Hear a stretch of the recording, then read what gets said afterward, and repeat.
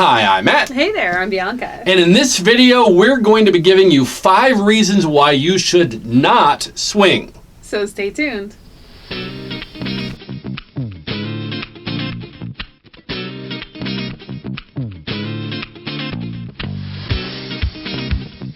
Could there ever be a reason not to swing?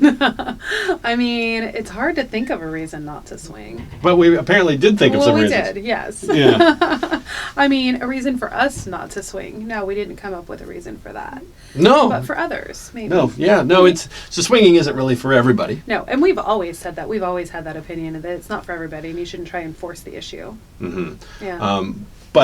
So we have this list of 5 different things that we thought of absolute reasons really why you shouldn't do it. Right. A lot of people get in the lifestyle thinking, oh, this is going to be amazing, this is going to be the greatest thing ever, and if it works out for you, absolutely it is. Mm-hmm. But there are times where it's not the case, and we have seen couples that have, due to some of these problems, have actually split up or had really big problems because of it. Mm-hmm. And so, you kind of want to stop that at the pass before it happens.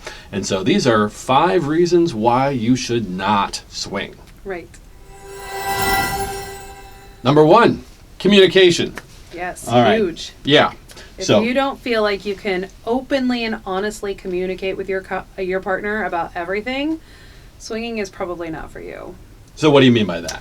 Well, I mean, you've got to be able to communicate how you're feeling in the moment, how you're feeling about a moment that has never happened. I mean, we would talk about in the beginning about, and we still do, how do you feel about this situation that may come up, and, what would we do in this situation, whether it's in the beginning when we first had our very first soft swap, we communicated right after. We both said that we would be great with a full swap, but we had to have that conversation in order to move forward. Mm-hmm. If you just go full feet without talking about what you are wanting, what you're needing, that can create problems. Mm-hmm. And before you get together with another couple, or when you're planning for the evening, or if you're going to be going to a club like Club Sapphire, what are your expectations for the evening, especially if you're brand new and you've never been to a situation like this before? Actually, I was talking to someone online just this last week, a gentleman who said, I'm very familiar with the videos. They live locally here in Seattle, and I'm really curious about Club Sapphire, but I'm just concerned about all of the things. Are we going to get inundated by people that are hitting on us? Are we going to do this? Are we going to, do I have to have sex with my spouse? Do I have to have sex with someone else's spouse? Common questions that actually come up.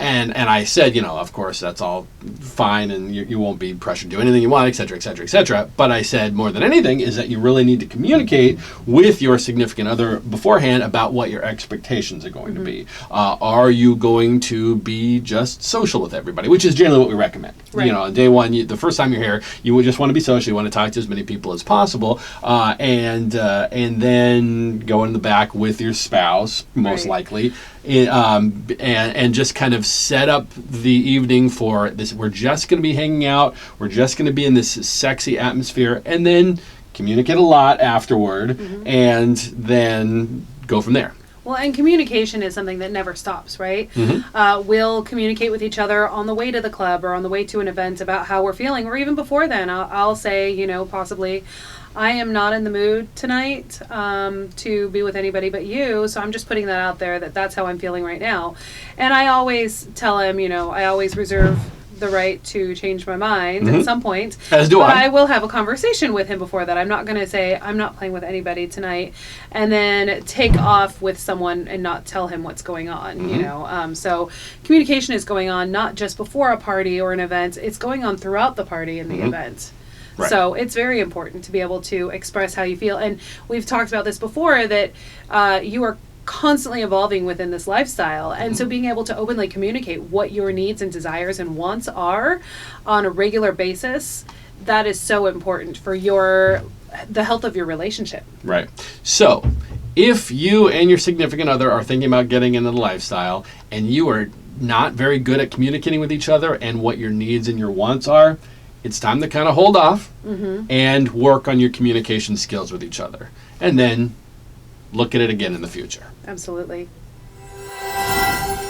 Number 2, and of course this leads from what we were just talking about, is if you're not communicating well with each other and one person is excited about getting a lifestyle and the other person is not excited about getting a lifestyle, that is a time for you not to be swinging. If you Take a step back and communicate. Exactly. It's what we're just talking about. Right. But oftentimes, and this is very, very common, for example, men, this is a fantasy that almost all men have of, being a swinger, being in orgies, having numerous women on his dick at the same time. And this is very, very common, very obviously. And I'm a big proponent of that. However, there are a lot of wives that might disagree with that. And of course, flipping that around, we do see a lot of times where there is the female half of a couple is very, very excited about doing all these things. You were just talking about someone who wants all the dicks, but the gentleman is like, whoa, I don't know if I really want to go that direction. And that's the type of thing where one should not push the other one into it, because then you end up with massive resentment. And these are the things that actually can really, really harm a relationship. Absolutely. Is if you're just not on the same page. Right. And can you get on the same page? Maybe not. It goes back to communication, right? If you can't, I wouldn't say, unless one person was absolutely not, I will not do this, having the communication of maybe not today, but let's keep talking about it, and I think too, it's important that whoever is very excited about it is patient with the person who's not excited, and find out why they're not excited about it, and see if there's a way that you can make them feel more comfortable with the idea. Maybe you guys decide to come, for example, to the club and just take in the sexual energy, just have sex with each other in a private area, and make that your rule. But when you walk in the door, before you even get there, to make that other person feel a little bit more at ease, and just really focusing on the person who is more nervous about doing this, figuring out how to make them feel more comfortable within this lifestyle, but not ever pressuring them, pushing them, making them feel guilty or like they're ruining your life for not getting to do that. That's so important too.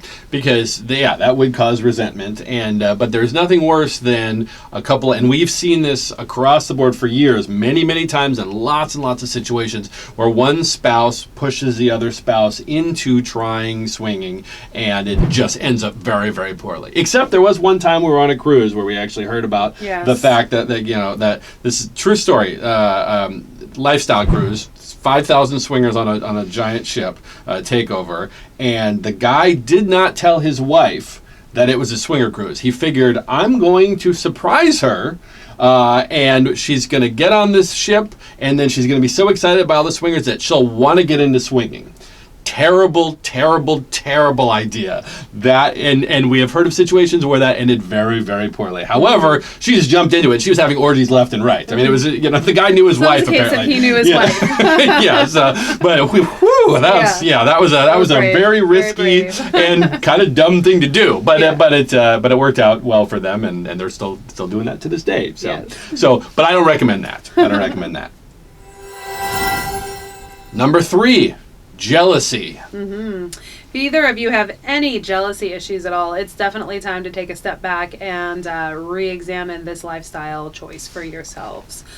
Because jealousy issues, if you're already struggling with that before you even step foot into the lifestyle, the minute you get into a situation, it's just going to make it so much more prominent. You're just going to feel it even more. How are you going to feel when you see your partner with someone else?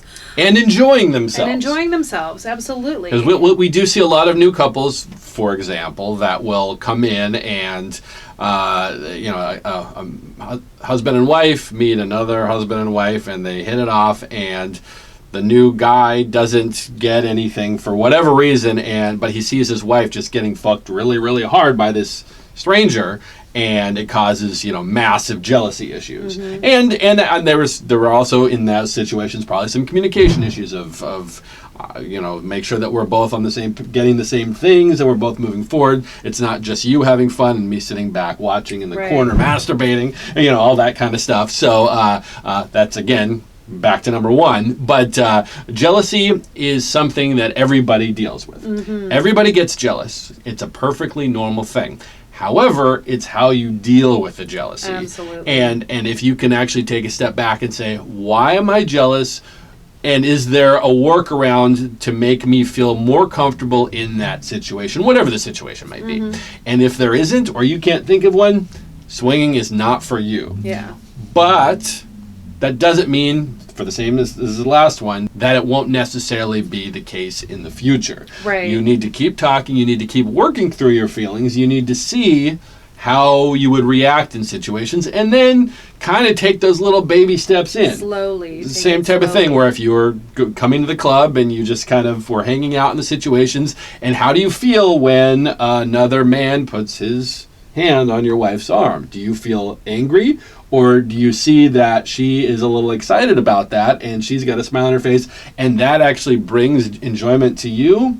That's a good sign, because that actually means you're working through that. You go, okay, it's really not that big of a deal. The most important thing to keep in mind when it comes to jealousy in the lifestyle is that it's fun to play with others, but when it comes down to it, she's coming home with me. She's the one that loves me. She's the one that's actually staying with me. We get to go home. We get to fuck. We get to live our normal lives. But for tonight, I'm sharing her and she's sharing me, and we're okay with that. Yes. So if you can work your way through that and work your way through jealousies, then swinging is great. If not, step on back. That's right. Number 4, rules. Yes. So if you're not willing to have a conversation with your partner and agree to some rules about what you're comfortable with, and then stick to those rules, you're probably not ready for swinging. So when we talk about rules, and people have different names for it, we just tend to call it rules. It's just what you're comfortable with, for example, always wearing condoms. If that was our rule, we need to make sure that we're both willing to stick to that rule, because if one of us breaks that rule, then that can create jealousy or tension or anger or whatever. So figuring out what you're comfortable with within the lifestyle, within the rules, getting your list so that you're comfortable and confident in those, and then sticking to them. Sure. And early on we had same room only. Well, that was a rule that we were very, very strict on when we first got a lifestyle 11 some odd years ago. Rules change. And that's perfectly fine. Just like evolving, but the rules are important to you as a couple, even if you don't particularly agree with one. That as long as you're on the same page, that's going to be fine. If you are just like, no, I don't want to do same room as you. I want to go somewhere else. I don't want to watch you do your thing, whatever, for whatever reasons. And if you can't come to that agreement of whatever that might be, it's going to be problematic. Like you said, rules, that's kind of a gray area whether that's the right word or not. Some people say agreement, and that's probably a better terminology for it, but whatever. We didn't feel like for us the word rules was a negative word, so we just always called it. But even like for us in the beginning, we had one of our agreements was you don't leave one man standing alone. So meaning you don't go off and play while the other person is just standing there and alone at the party. And we had a situation where we were at a party and a guy came that I had played with. Matt had played with his wife before. We knew him very well, but his wife couldn't make it. She was sick that night. And Matt was like, hey, if you want to go play with him, it's okay. And I just remember feeling like, what? Wait, what? Like I was the one who was like, but our rule is I can't go play if you're sitting here by yourself. And he was changing the rule in the middle of a party, and I chose to not play because I didn't want to worry with the aftermath and possible drama that could happen, because we had not had this conversation yet. So I didn't go play, and I was fine with that. And then, but that led to a conversation of, that was interesting that you came up with that. You felt comfortable with me going off with someone else. Let's explore this. and see if we need to adjust. Right, because that wasn't our me rules. changing my rule. That was me changing your rule. It wasn't. Hey, Bianca, I want to go play with this person by myself. This was me actually feeling comfortable enough in the situation, going, you know what? I feel comfortable enough that if I'm here by myself in the corner, I can talk to people or not talk to people, and I can just stand here and enjoy the crowd at this party, and I'll be fine with that. But I felt comfortable enough in that I was willing to be like, okay, yeah, I know this is our rule, but from my perspective, I'm willing for you to break the rule in this specific situation right now. Right. But if we're disagreeing with it, it's going to be problematic. Yeah. So. And I just didn't feel in that moment that we could have the conversation that I needed to have about, are you sure, you're not going to, if you tend to feel jealousy or upset afterwards, are you going to put that on me? Like, how are we going to react if you have a negative feeling towards this after it's already started? So because I didn't feel like we could have that conversation in the middle of a party, I chose not to partake in that bending of the rules. But then we went home and had a conversation and realized, okay, maybe we need to adjust our rules now. Sure. And so that, that was great. Yeah. But, I think for the most part, though, figuring out what your rules and knowing that the rules will evolve with your evolution of your journey through the lifestyle. Like, as long as you communicate and keep coming back to, that felt real. Like, again, when I talked about our first experience, we were very much, we started off, it was just going to be girl on girl. And then when we were in the situation, Matt was like, if you want to give him a blowjob, I'd be okay with that. And I was like, yeah, I'd be okay if you went down on her too. So we agreed to a soft swap. Afterwards, we had a conversation and we were both like, if it had gone full swap, we would have been okay with it. So then we were like, okay, well, moving forward, we will be okay. So, you're constantly changing and evolving. And there have been times where we've taken a step forward and then we're like, hold, put on the brakes, let's take a step back. And that's okay too. So as long as you're constantly communicating about what you want your lifestyle journey to look like, it's all good. Number 5. And this is the big one. But before we actually get to that, make sure that you do like and subscribe to our channel. It's really, really important to us. That'd be great if you did that. Click the like button, click the little bell button. We really appreciate it. It'll let you know when new videos are coming out. All right. So, number 5 is the biggest one. To save your relationship. This is something that comes up over and over and over again with new couples. A couple is having problems in their marriage for a million reasons. And they say, for example, we never have sex anymore. So they say, hey, we're going to spice it up. Ooh, a good way to spice it up is to bring someone else into the mix. That almost always ends very, very badly. Yeah. That is not going to save your relationship. That will probably and most likely make your relationship worse. And if you're already having significant problems, it can't get much worse than that, and that could really destroy your relationship. You don't want to do that. That's not a good goal to have. So if you are thinking to yourself, this will help our relationship that we're having problems with, you're wrong. You're just wrong. It will not save your relationship. Being in a lifestyle, being a swinger is one of those things, as you saw from the previous ones we were talking about, we enjoy the feelings that the other person gets by being with these other people. We don't get angry, we don't get jealousy. Of course, we've been doing it a long time, and so we've gone through all of those things, which you do learn and you do get more comfortable as you go along.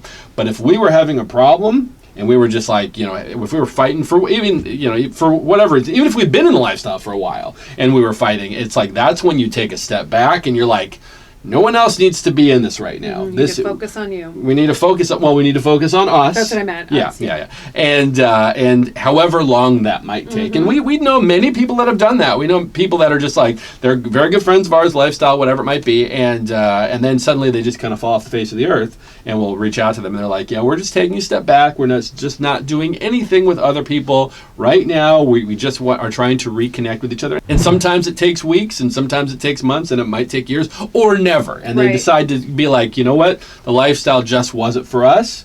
We enjoyed it while we did it, but we're going to become monogamous from now on. And that's perfectly fine. There are people that go in and out. There are people that disappear for years and then suddenly come back in, and it's all great. But if you're starting out in a relationship that is having problems, or if you're in the lifestyle, or you've been in the lifestyle for a while and you are having problems for whatever reason, it's time to take a step back, or you can cause more harm than good. Well, and I think that's one of the things that I've noticed that the lifestyle, a benefit of the lifestyle, is it has made us work harder on our relationship. We've worked harder on making sure, like, our communication has never been better since we've joined the lifestyle. We never used to talk the way that we do now, so openly and honestly, and just being like, you know, man, I really wish I could try this thing, and you're just like, oh my gosh, that's so awesome, and like supportive, and it's just like, I don't remember what it was that we were talking about recently, and I said something about, maybe it was about playing with someone or something, and you were like, fuck, I love you, and you were just like, you know, so excited about whatever it was, and the support there, and it's like, this is not a conversation, like, we were in bed, it's gonna drive me crazy, I'm gonna be thinking about this all night now, but we were in bed talking about something, and you were just, I wish I could remember. Anyway, the fuck I love you thing? Yeah, we were in bed talking about something about, like, lifestyle related, or something I wanted to do, or like, was it the cruise? No, it wasn't the cruise. It was like you looking at other people, or me saying, you know, something about like, oh, it was so great that you had such a great time with that person, or something, and I was like being supportive of something, and you were like, God, it's just that we have that compersion for each other, and we have that, you know, that feeling of, you know, I'm so happy for you that you had a great time and everything, but I do feel we would have, and I think the point of this was, we would have never talked like this before we were in the lifestyle. Yeah. Like, we would have I would have been pissed off at you looking at another woman. Right. And now I'm like, did you see? You know, like, I point them out, you know, and it's so much, it's freeing. It feels so much better. Like, I feel like a more, like a weight is lifted off of me, you know, just because I feel so much closer to you, because we can have these conversations. And even if we decided that we didn't want to be in the lifestyle anymore, and we just wanted to focus on us for the rest of our lives, the gift that the lifestyle has given us of being able to communicate that we do, that will be with us forever. Yeah. And that is amazing. So those are 5 reasons why you should not join the lifestyle. However, if you went through all those and you're like, yeah, I don't have any issues with those, and my spouse doesn't have any issues with those, what you need to do is you need to go to www.clubsapphire.net and check out all the events that Club Sapphire actually has, which is, you know, this amazing lifestyle club just south of Seattle. It's fantastic. But here's what we have a question for you now. Are there any things that we forgot? Yeah. I mean, this is just a list of 5. There's probably many other reasons why someone should not swing, or should not get in the lifestyle, or should take a step back from the lifestyle that we didn't mention. What are they? Please make sure that you comment below. We'd love to hear what they are. Maybe we'll actually bring that out into a whole conversation in another video in the future. More reasons, we can do another video. That's right. That's right. Yeah, that's right. 5 more reasons you shouldn't do this. There's not many, but there's some important ones. Yeah. So, perfect. Yeah. If there's one we missed, just let us know. Perfect. All right. Is there anything else you want to say? No, I think we're good. All right. Well, thank you so much for watching, and we'll see you next time. Bye.